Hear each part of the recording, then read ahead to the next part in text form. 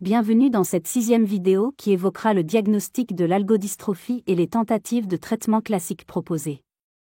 L'algodystrophie peut parfois s'étendre ailleurs dans le corps, par exemple dans le membre opposé. La douleur peut s'intensifier avec le stress. Chez certaines personnes, les symptômes peuvent persister des mois ou des années. Chez d'autres, ils disparaissent d'eux-mêmes. Tout syndrome douloureux au niveau d'une ou plusieurs articulations avec des raideurs et hypersensibilité de la peau doit amener le médecin à envisager un diagnostic d'algodystrophie, surtout s'il identifie un événement causal ou une circonstance de survenue. Le diagnostic de l'algodystrophie repose sur plusieurs aspects complémentaires, car aucun examen médical spécifique ne permet d'emblée de confirmer le diagnostic. Un interrogatoire du patient, état de santé, antécédents personnels et familiaux, état psychique, traumatisme récent. Une auscultation clinique mettant en évidence la réaction inflammatoire, la réduction des capacités fonctionnelles, l'hypersensibilité à la douleur. Des examens complémentaires qui peuvent regrouper une radiographie standard de la zone douloureuse. La radiographie est normale en phase chaude d'algodystrophie, mais des indices de déminéralisation peuvent apparaître dans les formes froides ou chroniques. Une IRM de la zone touchée ne permet généralement pas de confirmer l'algodystrophie. L'ostéodensitométrie permet d'évaluer la densité minérale osseuse et d'éliminer une ostéoporose. La scintigraphie osseuse est généralement requise pour confirmer le diagnostic, mais n'est pas un examen spécifique de cette atteinte articulaire. Un Doppler de contrôle des artères et vaisseaux de l'articulation concernée.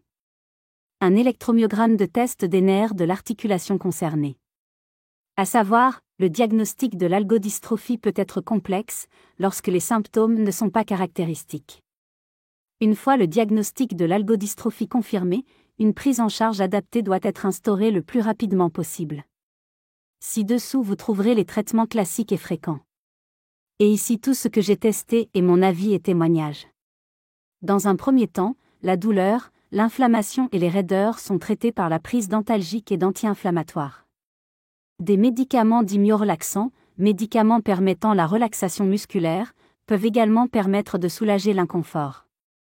La rééducation est également proposée. Elle doit être douce et adaptée, au risque de provoquer de nouveaux symptômes. Le port d'orthèse dynamique est parfois prescrit pour soulager les petites articulations. L'hypnose donne de bons résultats chez les patients sensibles à cette technique. L'intervention chirurgicale n'est pas souhaitable. La prise en charge de l'algodystrophie est nécessairement pluridisciplinaire, impliquant notamment une rééducation fonctionnelle, coordonnée par un médecin spécialiste, rhumatologue, médecin du sport, et un kinésithérapeute. Une rééducation associant soins de balnéothérapie et séances de kinésithérapie. Un drainage lymphatique. Des techniques de physiothérapie.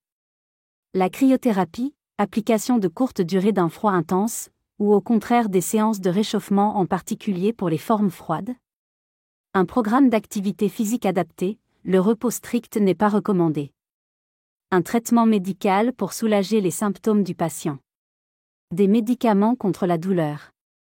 Des médicaments anti-inflammatoires dans les formes chaudes, même s'ils sont souvent peu efficaces. Un bêta-bloquant, le propranolol pour soulager les douleurs de type allodynie. Des injections de calcitonine pendant quelques semaines ou des injections de bisphosphonate dans les formes les plus sévères, je déconseille fortement.